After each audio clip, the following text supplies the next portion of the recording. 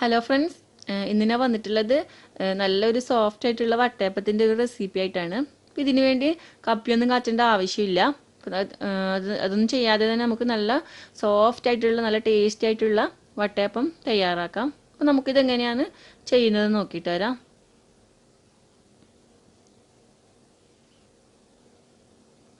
അപ്പോൾ ഇതിനു വേണ്ടി നമുക്ക് ആദ്യം ഈസ്റ്റ് ഒന്ന് കുതിർക്കാൻ വെക്കണം. ഒരു 1/4 ടീസ്പൂൺ ഈസ്റ്റ് ഇട്ട് കൊടുത്തിട്ടുണ്ട് ഞാൻ. അപ്പോൾ ഇതിലേക്ക് നമുക്ക് ഒരു 1/2 ടീസ്പൂൺ പഞ്ചസാര കൂടി ചേർത്ത് കൊടുക്കാം. ഒരു ഇത്തിരി വെള്ളം ഒഴിച്ച് അതൊന്ന് നമുക്ക് കുതിരാൻ വെക്കാം. ചെറിയൊരു ചൂടുവെള്ളമാണ് ഞാൻ ചേർത്തിട്ടുള്ളത്. അപ്പോൾ ബാക്കി ചേരുവകൾ റെഡിയാക്കുമ്പോഴത്തേക്ക് നമുക്കിത് നന്നായിട്ട് പൊങ്ങി വന്നിട്ടുണ്ടാവും. അപ്പോൾ ഞാനിവിടെ 1 കപ്പ് പച്ചരിയാണ് എടുത്തിട്ടുള്ളത്. ഇതൊരു 3-4 മണിക്കൂർ വെള്ളത്തിൽ കുതിർത്ത് വെച്ചതാണ്. നമുക്കിതൊരു മിക്സിയുടെ ജാറിലേക്ക് ഇട്ട് കൊടുക്കാം.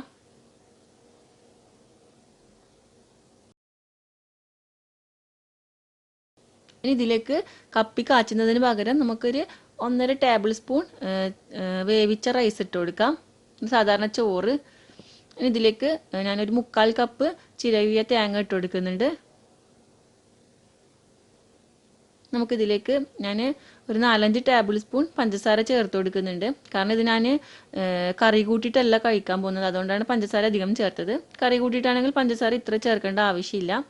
ഇതിലേക്ക് നമ്മൾ നേരത്തെ കുതിർക്കാൻ വെച്ച ഈസ്റ്റ് ഒഴിച്ചു കൊടുക്കാം. ഇനി ആവശ്യത്തിന് ഉപ്പ് ചേർത്ത് കൊടുക്കാം. ഇതിലേക്ക് വെള്ളം കൂടി ഒഴിച്ചു കൊടുക്കാം.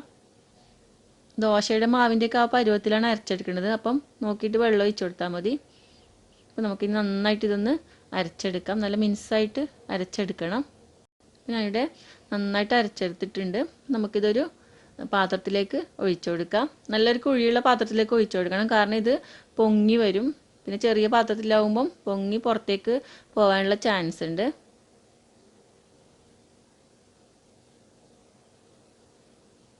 പിന്നെ നമുക്കിതൊന്ന് നന്നായിട്ട് അടച്ച് ഒരു 2-3 മണിക്കൂർ പൊങ്ങാൻ വെക്കാം.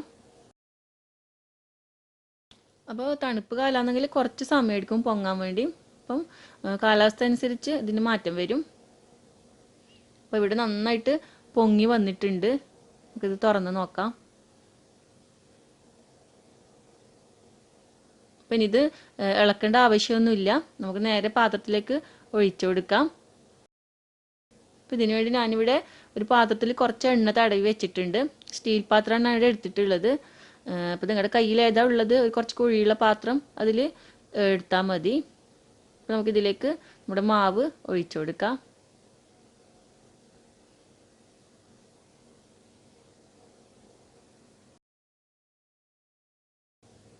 നമുക്കിത് സ്റ്റീം ചെയ്തെടുക്കണം.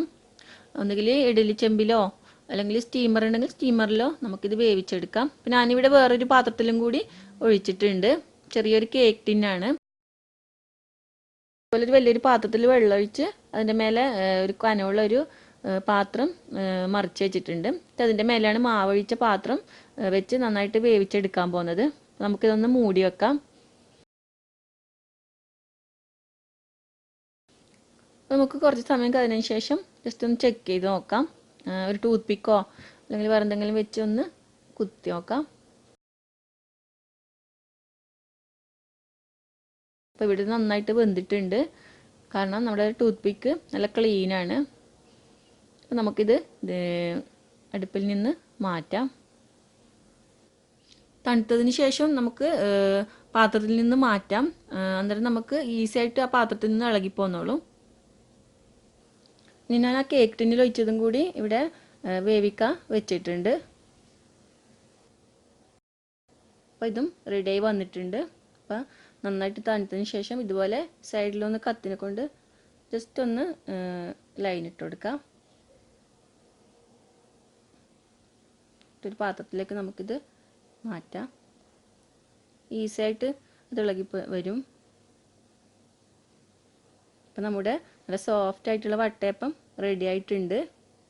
നിങ്ങൾക്ക് കാണുമ്പോൾ തന്നെ മനസ്സിലാവും നല്ല സോഫ്റ്റാണ്, അതുപോലെ നല്ല ടേസ്റ്റുമാണ്. അപ്പോൾ ഞാനിത് കറി കൂട്ടിയിട്ടല്ല കഴിക്കുന്നത്. ഇത് ഞാൻ തേങ്ങാപ്പാലും അതുപോലെ പഴവും പഞ്ചസാരയും കൂടി മിക്സാക്കി അങ്ങനെയാണിത് കഴിക്കുന്നത്. നല്ല ടേസ്റ്റാണ്.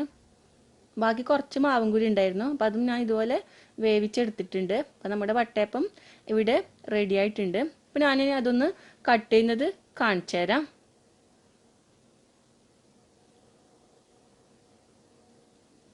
നല്ല സോഫ്റ്റാണ്.